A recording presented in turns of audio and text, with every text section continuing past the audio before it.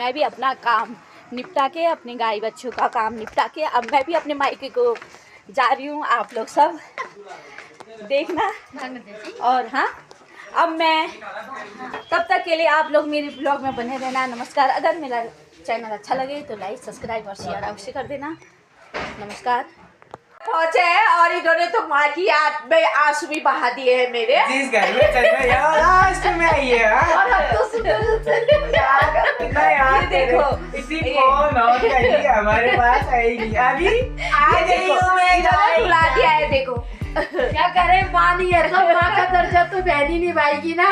वही तो। और क्या करे। हाँ, दूसरा भाई का बेटा भी अपना भाई जैसा ही है। और ये हमारे को भवन में बैठे हैं। खुला दिया वो अब को भवन में बैठे हैं।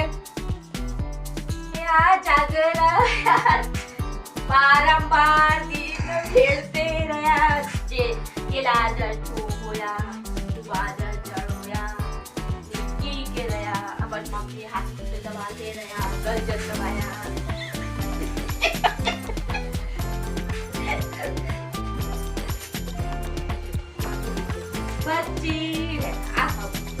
वहीं पर ही पूछ।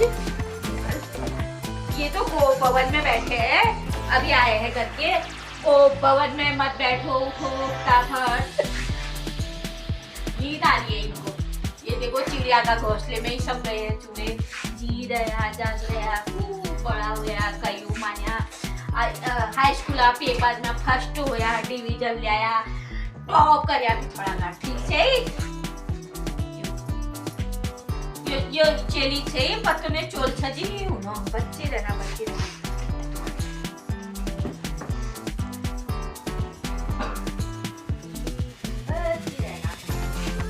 बड़ा स्वागत है।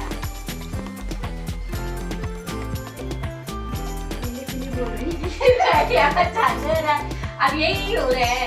खूब अच्छी मची सीखना, कपड़े देते रहना, सूट देते रहना।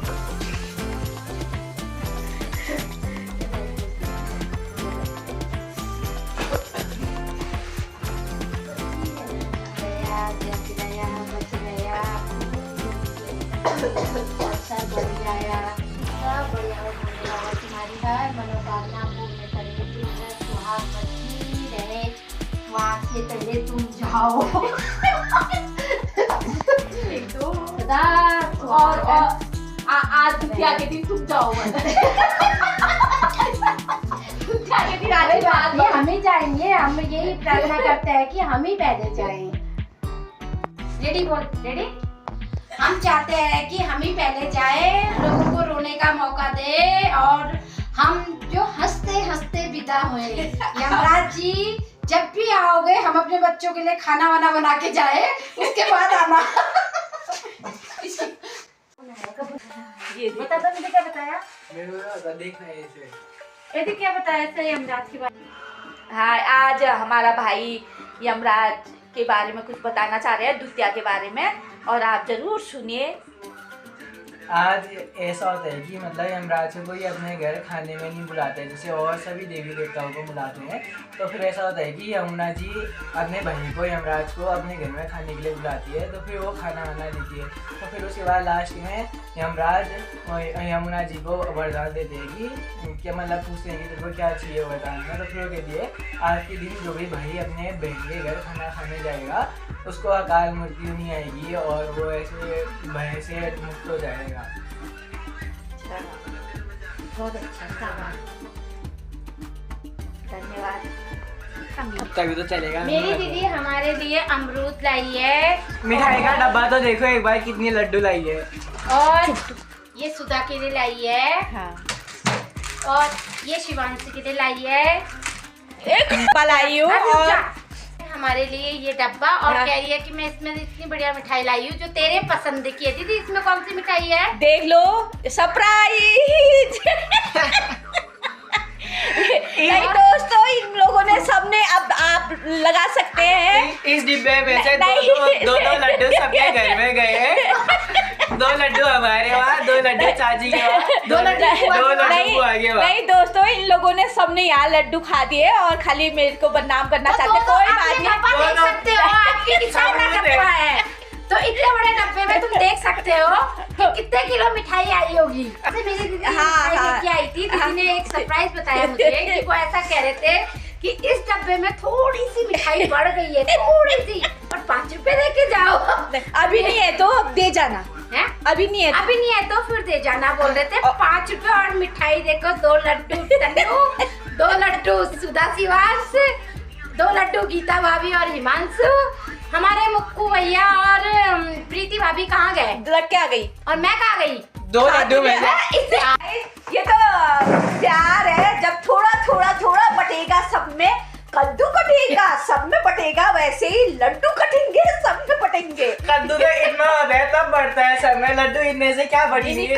कद्दू भी इतना ही होता है, उसमें आधा आधा आधा आधा। अरे कद्दू है भाई, इतना बड़ा कद्दू है मेरे घर में, इतना बड़ा दिखाऊं? अभी मेरे झील में भी लगे ही हैं। कितने?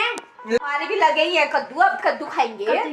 कब दोगे फिर हमें कद्दू? अकेले अकेले खा जाते हो, फिर कहोगे अरे आधा तो सड़ा था, आधा गाय को दे दिया, आधा ही दे दिया। नहीं अभी लगे हैं। अभी ये थोड़ा दीपावली का और भैया दूज का ये माँ छाछ की मुझे मचा लागम गाड़ी से आ रहे हो, बड़े दूर रहते हो, मचाई लग रही है। थोड़ा ये मचाई दूर हुई, फिर क्या करे, ये बेचारी आ गई गुर बच्चा को हाथ लगा करके। इसकी और वो ननद आई। ये क्या तनु, ये कहाँ से आए? ये जहाज से आए। कौन से आए जहाज से? पाकिस्तानी या इंडियन? बोल रही है। मैं आपको इस ब्लॉग के द्वारा एक सूचना देना चाहती हूँ। मुझे रात के समय में एक कॉल आया था और उसमें मुझसे ऐसा बोला कि आप प्रेमा बोल रहे हो।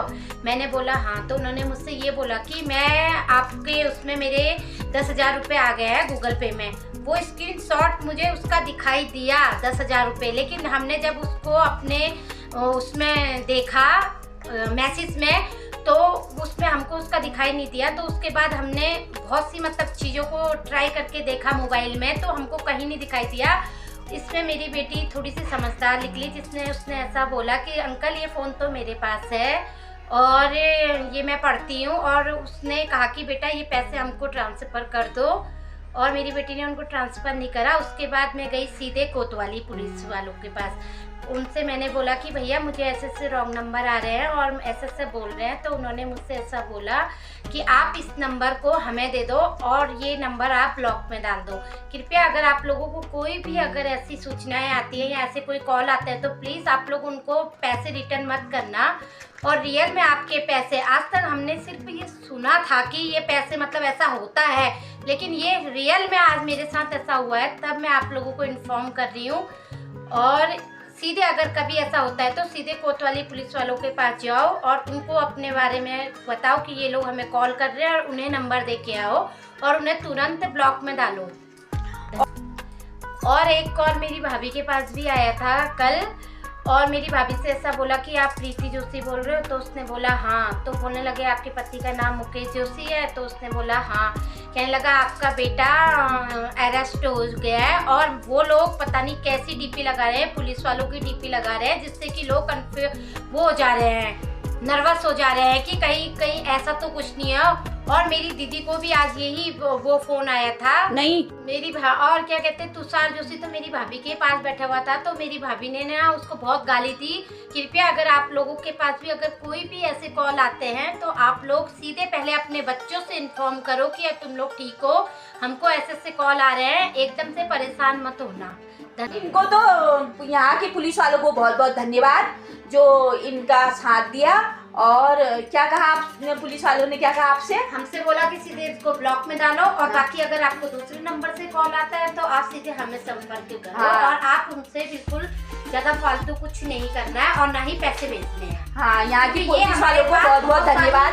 बहुत जनों के वो आ गए हैं, बहुत से लोग बेचारे फंस गए हैं इन लोगों के चक्कर में। तो आप अच्छी रहे जो आप फंसे नहीं। फंसे क्या नहीं, फंस मैं भी जाती, गूगल पे हो रहा था, लेकिन क्या करे गूगल पे में 10,000 थे ही नहीं, इसी वजह से नहीं। चलो तो मेरे 10,000 रुपए चले जाते हैं उसके। फिर पुलिस भाई आपकी क्या मदद करती है? आप अगर डाल देते तो कोई मदद नहीं करती। फिर वो भी नहीं करते, पर उन्होंने भी यही बोला कि अगर चलो अभी तो आपके पास थे नहीं तो आप बच गए, लेकिन आइंदा कभी अगर होते भी हैं तो आप प्लीज इस चीज में पड़ना मत और सीधे हमको इन्फॉर्म करना। और इसीलिए मैं आप लोगों से भी कहती हूँ, ये चीज मजाक नहीं है, रियली चीज है। अगर आप लोगों को विश्वास नहीं है तो आप पुलिस थाने जा सकते हो। स्टेशन में जो कोतवाली पुलिस है वहाँ पर जाओ। रात के 8 बजे हम भी गए थे, 9 बजे करीब। आप लोग भी जाकर के पता कर सकते हो। क्यों? क्योंकि आप लोगों के लिए मैं ये सूचना दे रही हूँ कि कल के दिन जो हमारे साथ हो कहीं आपके साथ ना हो। और हम लोग तो ऐसे हुए कि हमारे गूगल में पैसे नहीं थे।